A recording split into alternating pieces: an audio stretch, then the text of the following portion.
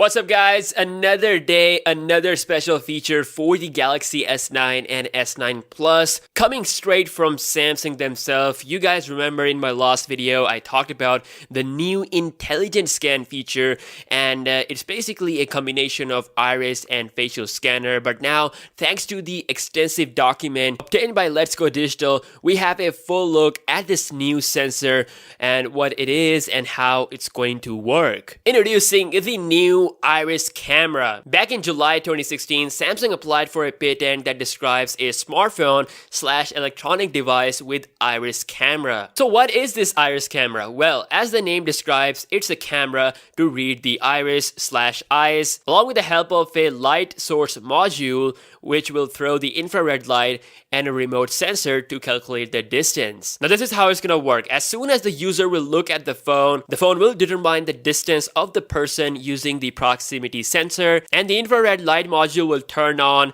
and the iris camera will take a picture of the iris. So this is how both of your iris will get registered, and also this camera will register a part of your face as well, meaning it will use the facial features along with the iris data to secure your phone. According to Samsung, this new technology is safer than any of their technology they have used before, but the patent does not mention whether this whole process will be faster or not. I definitely want this new feature to be as fast as Face ID, if not faster. Now because this patent is written entirely in English, it further confirms that it's surely going to end up on the Galaxy S9. This demonstration that we saw for the intelligent scan might be its final name, but yeah, the tech behind this is the new iris camera. Shout out to Mark Peters for sending this information out early.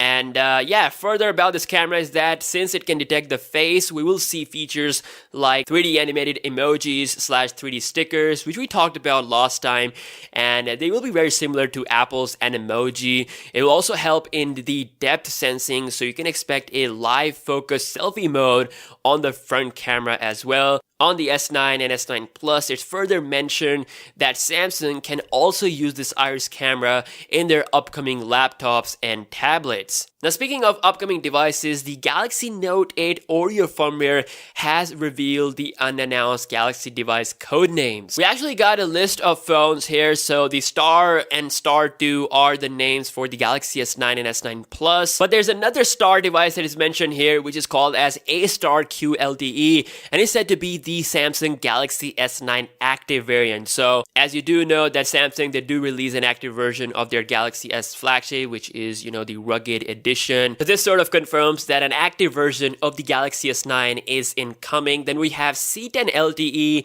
and C10P LTE, which are the C10 and C10 Plus. These are going to be the high-end mid-range phones. And then Crown is for the Samsung Galaxy Note 9, and this is the first Samsung phone that's going to have an in-display fingerprint scanner. I actually made a video about the Note 9. There are some other code names listed here which we don't know right now. Some upcoming tablets are listed here as well. The Tab A 10.1 2018, the Tab E 2018, and a Galaxy Tab S4, which is going to be the main flagship tablet from Samsung, and it will compete against the 2018 Apple's iPad. Then we have a big list of Galaxy J series phones, so a J2 2018, J3 Neo, a Galaxy J4, J6, J7, J8 LTE, which is listed as the Galaxy J8. So the Galaxy J8 could be the name of the J7 2018. Just like they did on their Galaxy A series, they changed the naming scheme to A8, so this could happen. Then we have the Jackpot QLTE list of devices, which are actually the Galaxy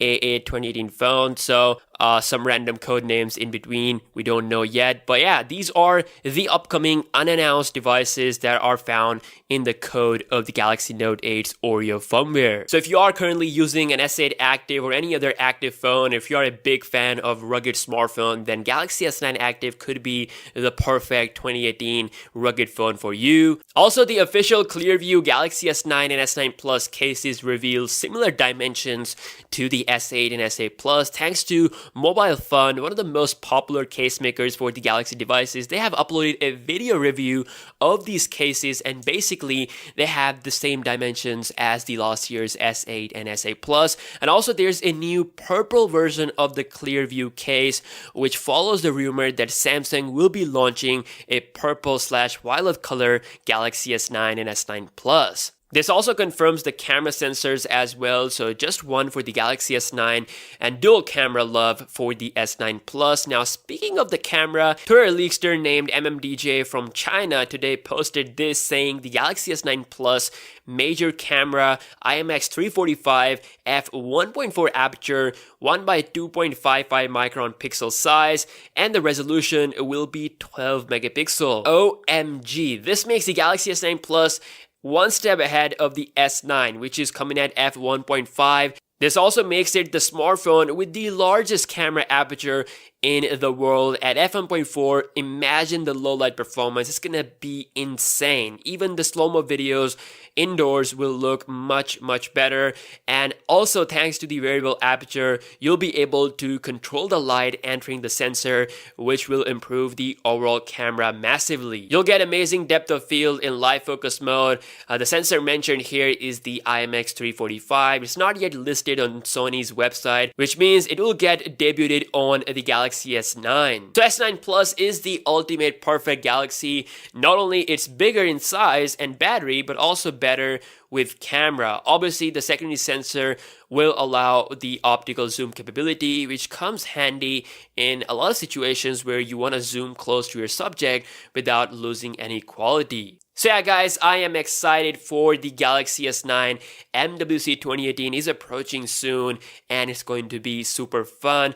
Every day there's something major, something awesome coming out regarding the Galaxy S9, and I'm sure there will be some more stuff coming out soon. So make sure you subscribe to this channel for future videos and let me know your thoughts about this in the comment section below, and I will see you guys in the next one. Peace out.